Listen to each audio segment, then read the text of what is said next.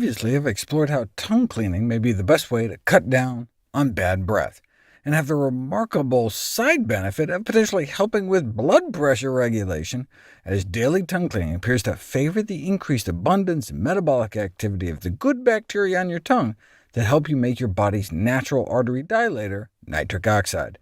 But there's another way tongue cleaning may improve your blood pressure. After 2 weeks of tongue cleaning, you can improve your sensitivity to tasting salt, and a follow-up study found that just a single cleaning can do it. They applied a drop of tomato soup to people's tongues before and after they cleaned their tongues with a plastic tongue scraper with the adorable name Scrapey, and they experienced a significant increase in salt taste intensity. Why is that good? Because if a simple tongue cleaning could change the perceived intensity of salt, it could be used to rapidly make lower salt concentrations more acceptable to people without changing the palatability of the food. They therefore recommend that people scrape their tongue every day in order to adapt to foods with lower salt concentrations to effectively decrease their taste for death.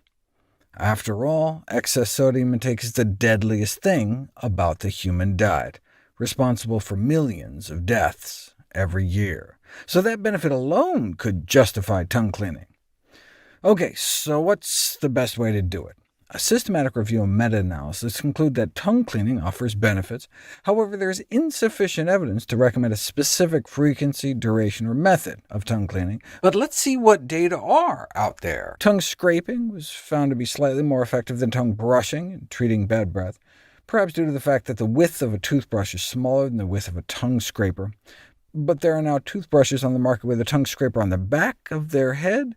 Here's what they look like, and they seem to have a similar performance in terms of breath improvement. Some people feel that tongue brushing is more gag-inducing than tongue scraping, so appear to prefer scrapers. On the other hand, if you just brush your tongue, you don't have to buy an extra gizmo. Technique-wise, you want to make sure you include the back of your tongue, and importantly, the cleaning should be gentle to prevent damaging your tongue. Cleaning too hard with a tongue scraper can risk tongue injury, and you should just clean the top surface of your tongue, not the sides of your tongue. How often should you do it? Well, toothbrushing should be twice a day, but the tongue cleaning recommendations seem to be more uncertain. So researchers decided to study the rate of reformation of tongue coatings after scraping. They took folks who had at least 20% of their tongue covered with a coating thick enough to conceal the pink color of their tongue. They started out with about a third of their tongue covered, and scraping reduced it to under 10%. The question is, how long would it take to regrow? On average, tongue coating scores had returned to baseline levels on day 2. So if tongue cleaning is to be recommended, it should probably be performed on a daily basis. What kind of scraper is best? Researchers had people try 9 different tongue scrapers. Here are the brand names, rated using 6 different criteria, and these 2 were most preferred out of the available options.